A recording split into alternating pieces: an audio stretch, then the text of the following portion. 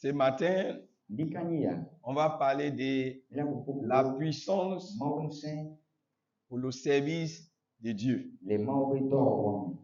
La puissance pour le service de Dieu. On parle le mot puissance, on parle le service de Dieu. Quand on parle de service, c'est le travail que Dieu a donné à chacun de nous sur cette terre pour accomplir. Donc, ce que je suis là de faire devant vous, je suis là de servir Dieu. En faisant quoi? En parlant de sa grandeur au travers de sa parole qu'il avait laissée avec nous. Tout à l'heure, des chants, ils sont servis Dieu. Au travers des cantiques, ils nous ont amenés à se rappeler de la grandeur de Dieu. Donc, dans la maison de Dieu, il y a plusieurs services. Mais dans ce service, il y a plusieurs services qui sont mis à part pour une cause bien précise. Dans le service de Dieu, il y a le service d'ordre, il y a des chants, il y a des évangélistes, il y a des pasteurs, il y a des docteurs de la parole, il y a des prophètes, il y a des apôtres. Alléluia. Il y a aussi des services d'aide sociale. Gloire au Seigneur. Il y a aussi le service d'encadrement et suivi. Donc, il y a le service aussi des conseillers conjugaux. Il y a les services aussi qui sont chargés de l'administration. Donc, dans une église, il y a plusieurs services. Mais dans ces services, chacun de nous a besoin d'une puissance qui vient d'en haut. Donc, c'est cette puissance qui nous rend efficaces dans le service que nous faisons. Souvent, on voit certaines personnes se plaindre. Je parle de Jésus. Mais après avoir parlé de Jésus, j'invite les gens pour venir vers Dieu. Mais les gens ne me suivent pas. C'est dû à quoi? Je chante. Mais depuis que je chante, il n'y a aucun témoignage qui a été rendu par rapport à ce que j'ai fait pour Dieu. Alléluia. Gloire au Seigneur. Alléluia. Donc, à cause de ça, et il y a certaines personnes qui sont frustrées. Il dit, je chante. Pendant que quand je chante, quand les autres chantent, il y a des guérisons. Il y a des miracles. Mais quand je chante, il n'y a rien. Donc, je ne sais pas si je suis appelé ou pas. Oui, tu es appelé. Mais il y a un problème dans ton affaire. C'est la conscience de la puissance pour le service de Dieu. C'est vrai que j'évangélise. Mais les gens ne se convertissent pas. Les gens ne me suivent pas. C'est dû à quoi? À cause de ça, je ne me sens pas bien dans ce que je fais. Alléluia. Amen. Est-ce que c'est parce que tu n'es pas appelé? Je dis non. Tu es appelé, mais tu manques de quelque chose. On va prendre notre Bible. Gloire au Seigneur. Alléluia. On va prendre notre Bible. Dans 1 Timothée chapitre 1, verset 15. 1 Timothée chapitre 1, le verset 15. Verset 15. Oui. Je lis la parole de Dieu. C'est une parole certaine et entièrement digne d'être reçue que Jésus-Christ est venu dans le monde pour sauver les pécheurs, dont je suis le premier. Alléluia. Amen. Ainsi, Qui a on a vu un individu qui est là de parler, il peut amener les pompes les filles. que c'est vraiment certain Bina inyo que Jésus est venu pour sauver le monde. Yesu va de hihia. Est-ce qu'il est venu sauver? Ye amoko va dia. Moi, je suis le premier. Ebe ye nya me tutu ban kebebe. Mais qu'est-ce qui a amené ces derniers pour parler? Nke plo amenya de pompes les kio. C'est la puissance qui était sous sa vie qui a fait qu'il a témoigné par rapport à son salut. Alléluia. Amen. Dieu a envoyé son fils pour que son fils servit. Lui sur cette terre, en vouloir sauver l'humanité. Et son fils est venu, il a servi, et après, il a dit, avant qu'il doit partir, il doit nous donner une puissance. Mais cette puissance va nous fortifier pour continuer le service qu'il est venu rendre à l'humanité. Alléluia. Amen.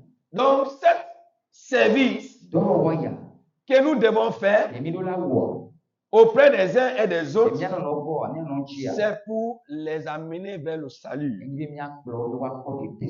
Amener quelqu'un vers le salut, c'est pour conduire lui pour être conscient qu'il y a un Dieu qui règne, qui est capable de faire tout pour lui. Tu dois amener la personne pour mettre sa confiance totalement à Dieu par rapport à tout ce qui le concerne sur cette terre. Après savoir parler, que tu as reçu de la part de Dieu, c'est lui maintenant qui va entrer en exécution pour ramener la personne à être conscient qu'il y a un Dieu qu'il a aimé tel qu'il est.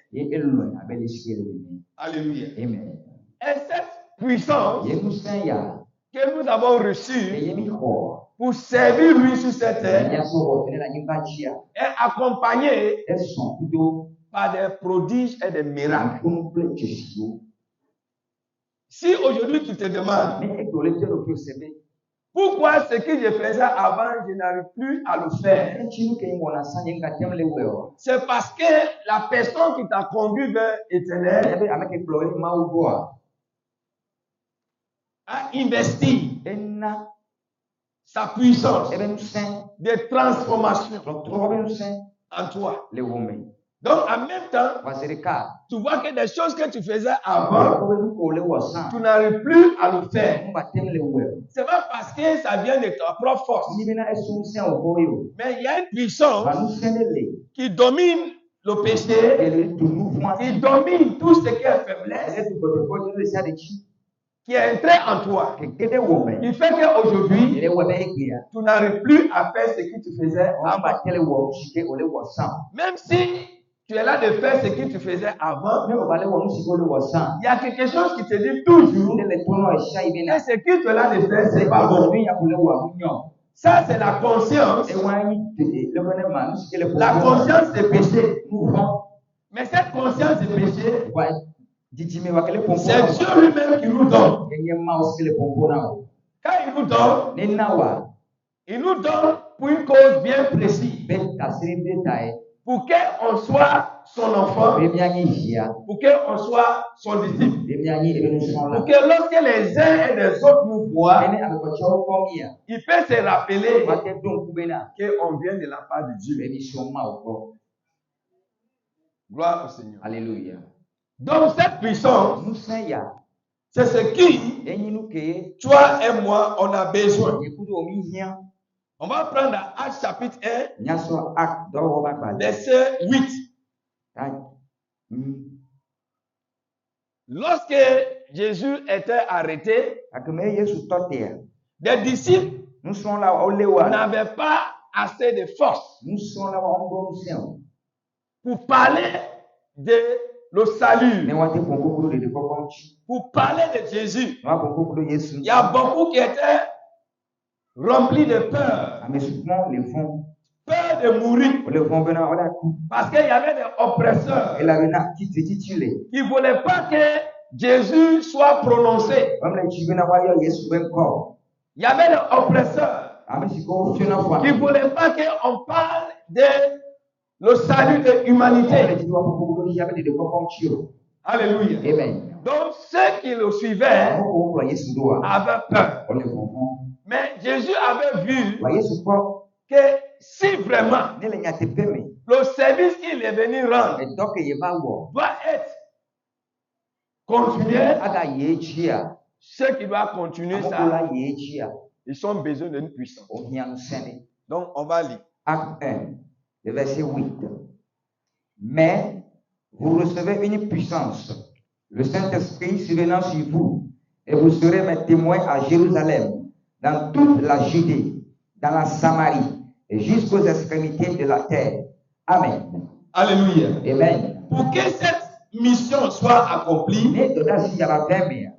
on ne peut pas accomplir cette mission par notre propre intelligence, par notre connaissance, par notre capacité d'éducation. On ne peut pas accomplir cette mission par notre propre force. Mais on peut seulement accomplir cette mission par la puissance de Dieu. Alléluia. Amen. Gloire au Seigneur. Alléluia. C'est vrai que ce qui te là de rendre comme service, tu ne vois pas de résultats. Si tu ne vois pas de résultats, est-ce que tu dois se mettre dans une condition à te condamner, à se condamner, à te rendre incapable? Je dis non. Pourquoi je dis non? Parce qu'il y a un événement qui est passé dans la Bible. Il y a quelque chose qui est passé où quelqu'un se sentait impuissant. Impuissant pour parler de Dieu. On va prendre Juge 6 à partir de verset 12. Juge 6, à partir du verset 12. Écoutez bien. Parce que souvent, tu peux être appelé. Mais si tu ne sais pas que quand Dieu appelle, il te donne toujours une puissance pour accomplir la raison pour laquelle il t'a appelé. Si Dieu t'a appelé en tant qu'évangéliste, en tant qu'apôtre, pour aller partout, pour parler de Dieu et bâtir la maison de Dieu, c'est que avant de t'appeler, il te donne déjà sa puissance. Il ne t'appelle pas avant de te donner sa puissance. Il te donne sa puissance avant de t'appeler. Voilà pourquoi souvent, quand tu es à la maison, tu as envie de parler, mais tu ne sais pas la Bible. Tu ne sais pas lire la Bible. Tu ne connais pas la Bible. Mais tu as envie de parler de Dieu. Quand tu es là, quelque chose te dit, va dans cet endroit, il faut prier pour la mort, pour que la mort ressuscite. Pendant que tu ne connais pas la Bible. Alléluia. Souvent tu es là, tu as envie de chanter pour que les gens soient guéris. Pourquoi tout ça? Ils sont des signes qui montrent que la puissance est là pour aller vers ce que Dieu t'a demandé à faire. Souvent tu es là, quelque chose te pousse pour aller à la mort, pour prier pour les morts. Mais souvent, quand tu es là, quand tu te revois, tu dis non, moi-même, je sais qui. Est-ce que moi-même, je peux prier pour mouche? Pour que mouche ressuscite? Ça, c'est la blague. C'est pas la peine. Et en ce temps, tu t'étouffes, tu te condamnes, et tu te rends coupable de le mensonge de Satan. Donc, quand Dieu t'envoie, il te donne la capacité. Si vous prenez Jérémie, chapitre 1, Jérémie avait ce genre de problème. Dieu a appelé lui en tant que prophète pour consoler le cœur de Dieu. Dieu a appelé lui pour parler de le projet de Dieu dans la vie des êtres humains. Mais Jérémie s'est rendu incapable. On va lire. Juge. Oui. Jérémie. D'abord, avant juge. Jérémie chapitre 1. Jérémie chapitre 1. À partir du verset 1. À partir du verset 1. Parole de Jérémie, fils de Ikja, le sacrificateur d'Anon dans le pays de Benjamin. La parole de l'Éternel lui fut adressée au temps de Josias, fils d'Amon, roi de Juda, la 13e année de son règne. Et au temps de Joachim, fils de Josias, roi de Juda, jusqu'à la fin de la 11e année de Sédécias, fils de Josias, roi de Juda, jusqu'à l'époque où Jérusalem fut amenée en captivité au 5e mois. La parole me fut adressée en ces mots. Vous voyez, la parole de Dieu était adressée à ces mots. En ces mots. Mais avant que cette parole fût adressée, Jérémie se trouvait dans un état d'incapacité spirituelle. Il s'est dit, est-ce qu'il peut, comme certains parmi vous, quand Dieu vous appelle pour le servir, on se met à poser des questions à nous-mêmes. Et souvent, les réponses qui viennent de nous-mêmes nous conduisent vers échec à l'échec. Alléluia. Amen. Allons-y. Avant que je puisse former dans le ventre de ta mère, je te connaissais. Et avant que tu puisses sortir de son sein, je t'avais consacré. J'avais déjà te donné la puissance pour exécuter dans cette fonction, pour servir dans ce bureau de prophète. Pourquoi tu te lamentes? Pourquoi tu es étonné quand les autres parlent de Dieu et il y a des prodiges? Et quand tu parles de Dieu, il n'y a pas de prodiges. Pourquoi tu te lamentes? Tu te lamentes parce que ta capacité de réflexion te condamne. Elle est pouvoir, tes limites, elle est répondable. Et la puissance de Dieu. Qui a compris quelque chose? Parce que souvent, notre capacité naturelle, notre capacité d'étude, souvent nous donne des raisonnements contraires à le plan de Dieu pour notre vie. Alléluia. Amen. Maintenant, on va parler de Gideon. Gideon. Alléluia. Amen. Dans Juge 6, chapitre 6, on va prendre versets 12, 13 à 14 pour bien comprendre l'histoire de Gideon. Juge 6, à partir du verset 12. L'ange de l'Éternel lui apparut. Vous voyez encore, l'ange de l'Éternel apparut encore. Et de répétition. Alléluia. Amen. Parce que Gideon elle avait été moi. Était un vaillant guerrier. Mais si Dieu t'a appelé en tant qu'un vaillant guerrier, c'est qu'il t'a déjà donné la puissance des vainqueurs. Gloire au Seigneur. Alléluia. Est-ce que tu peux dire que je suis plus que vainqueur?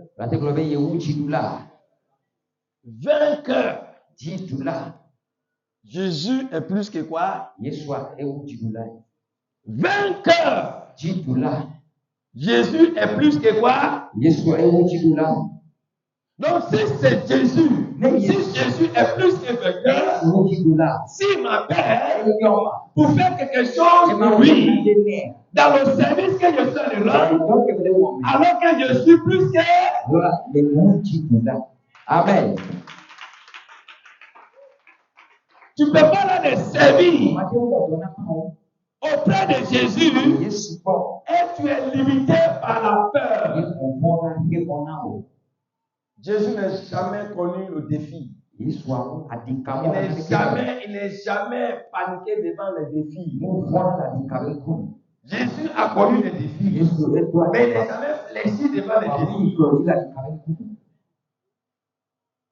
Le diable peut se présenter, mais tu ne dois pas le permettre pour régner, parce que tu es plus que...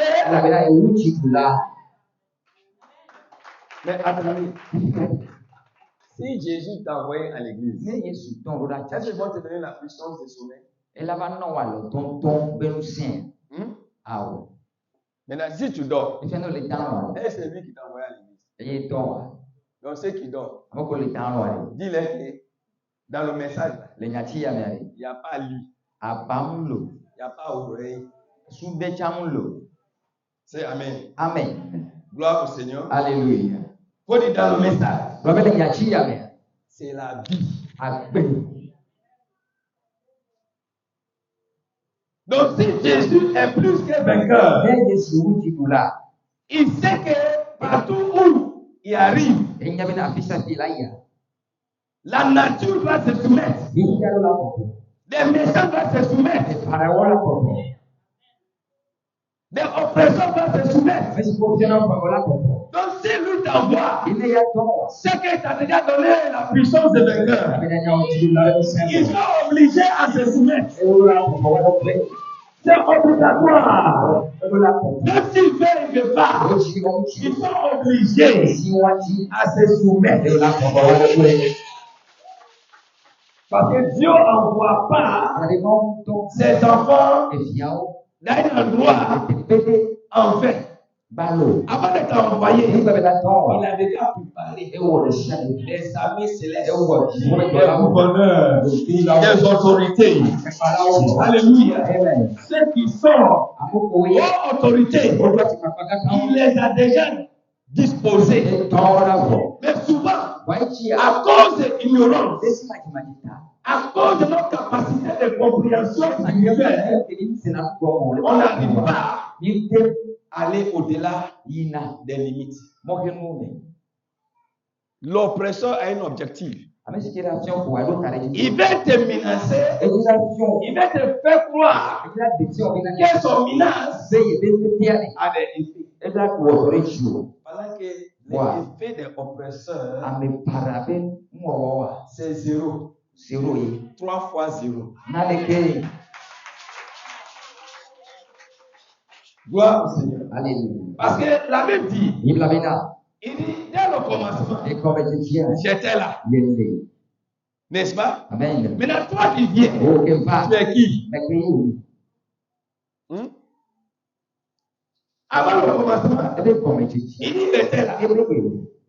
Maintenant, parce qu'il est là, c'est lui qui t'a fait pour être là où tu te trouves. Maintenant, pourquoi tu ne peux pas être conscient que lui qui est là, il est capable de faire toutes choses à son temps, selon sa volonté, dans ta vie. Vous voyez? Donc, moi je sais, avant que Dieu devait m'appeler, sa puissance était déjà là. Amen. Sa puissance de vainqueur est déjà là. Donc, avant que tu étais appelé pour chanter, la puissance miraculeuse est déjà là. Maintenant, c'est à toi. Tu dois te connecter à la vérité pour que cette puissance agisse. Alléluia. Amen. Oui. Le verset 12. L'ange de l'Éternel lui apparut et lui dit, L'Éternel est avec toi, vaillant héros. Vous voyez? Il peut. Attendez. C'est que Gideon avait peur. Parce que souvent, il avait échoué. Quand on est en face de certaines situations, il y a des paroles qui nous disent retourne-toi en Égypte. Et avant là, tu gagnais tes 1000 francs, 2000. Mais maintenant avec Jésus, tu gagnes plus 1000 francs et 2000. Affaire est devenue compliquée. Il faut regarder derrière. Et quand tu me regardes derrière, tu deviens plus pire qu'avant. Maintenant tu deviens hypocrite dans la présence. Tu deviens asé. Parce que tu deviens hypocrite spécial.